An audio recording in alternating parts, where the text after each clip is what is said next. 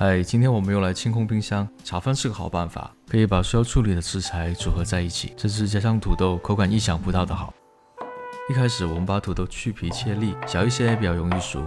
1/5颗洋葱切碎，增香提供基础甜味。小葱切葱花，越多越好。3根台式香肠切片，鸡蛋打散，先不用调味。喜欢吃辣的，辣椒也可以加进来。热锅热，我的习惯从不太吸油的土豆开始，大火炒到上色，取出备用。接着是香肠，最后是鸡蛋。煎蛋除了会吸收剩下的油，还额外多了一些香气。